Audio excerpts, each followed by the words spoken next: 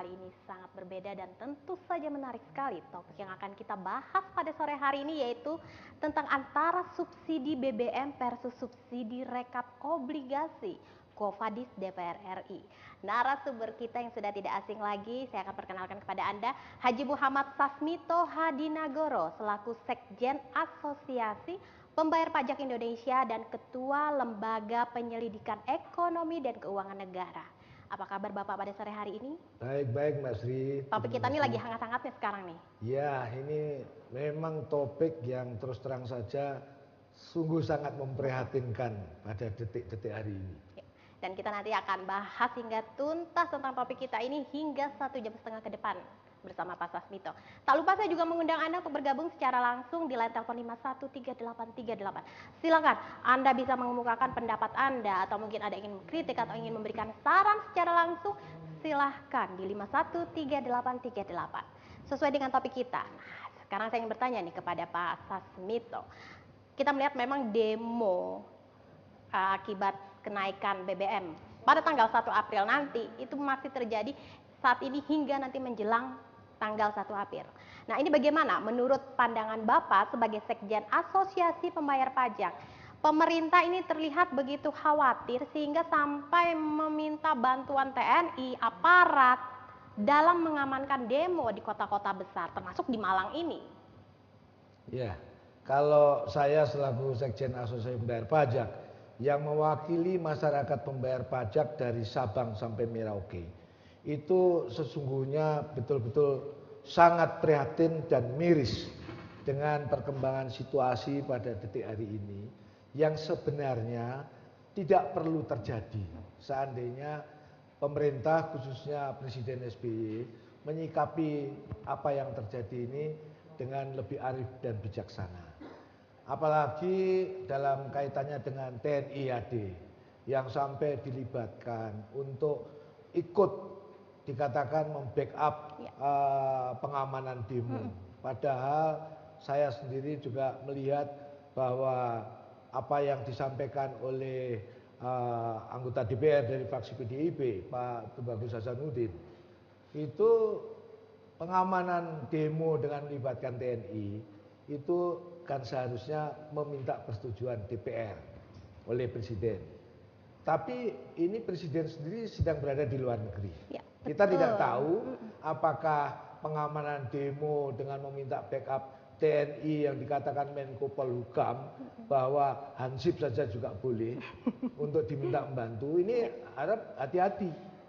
Kalau saya melihat statement dari Pak Tubagus Hasanuddin di satu pihak yang memberikan warning bahwa Presiden selaku kepala negara harus meminta persetujuan DPR kalau mau menggunakan TNI dalam rangka mengatasi pengamanan demo-demo ini. Karena yang selayaknya barangkali mungkin kalau mau minta bantuan TNI malah bukan mengatasi demo yang dilakukan mahasiswa, tapi justru mengatasi terorisme yang jelas-jelas berbahaya dari segi fisik. Kalau mahasiswa dan buruh ini kan sifatnya lebih persuasif ya. Nah, kita mohon maaf ya mengingatkan Pak SBY selaku presiden yang dipilih oleh rakyat dengan begitu besar yang memilih beliau selaku kepala negara sampai 60%. Jangan sampai maaf-maaf nanti terperangkap dengan kekeliruan-kekeliruan yang konstitusional. Kalau sudah ada warning dari DPR, apalagi fraksi PDIP, kalau kita katakan bukan partai oposisi, tetapi adalah partai non koalisi, itu harus didengar dengan lebih serius daripada kalau yang berbicara teman dari mitra koalisi. Kenapa?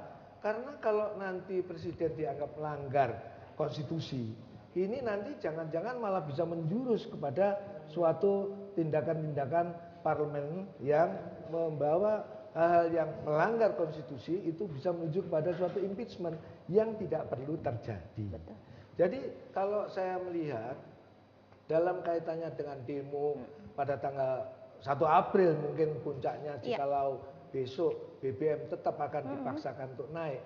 Itu harusnya kalau Presiden SBY besok datang dari perjalanan luar negerinya harus betul-betul cepat mengambil keputusan yang arif bijaksana. Apa sih muara persoalan daripada keributan ini? Perkara subsidi BBM. Iya. Subsidi BBM yang diperdebatkan dengan berbagai opsi, yang katakanlah seperti DPR maupun Pak Kwi Kiangi kemarin kita lihat bicara tentang opsi daripada subsidi BBM yang hanya sekitar 130-an triliun. Itu sebetulnya kalau melihat angka tersebut ya, kenapa sih kalau subsidi BBM begitu dibahas ramai, sementara subsidi bunga obligasi rekap ya, yang setahun 60 triliun tidak ada yang persoalkan. Masyarakat mungkin tidak paham apa yang dimaksud dengan subsidi bunga obligasi Betul. rekap.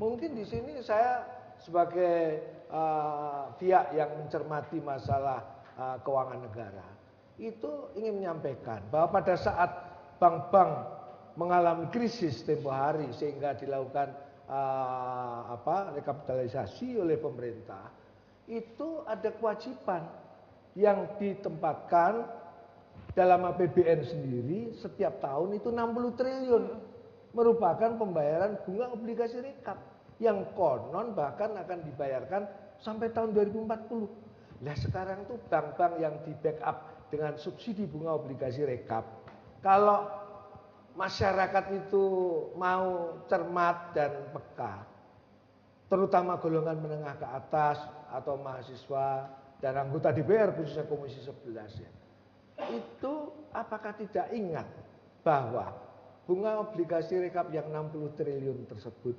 dibayar di APBN itu juga dari uang pajak. Itu berarti juga uang rakyat. Sementara bank-bank yang diberi subsidi bunga obligasi rekap itu sekarang sudah bagi-bagi keuntungan. Tahun ini saja keuntungan BCA bisa dikatakan cukup fantastis, di atas 10 triliun juga. BRI 14,5 triliun, BNI juga di atas 10 triliun, Bank Mandiri juga di atas 10 triliun. Belum yang lain-lain seperti BTN, Danamon dan sebagainya. Lah, apakah subsidi yang diberikan dalam bentuk bunga obligasi rekap yang dibayarkan melalui APBN itu fair ya? Kalau subsidi BBM yang premium sekarang 4.800 mau menjadi 6.500 dianggap itu dinikmati oleh menengah ke atas.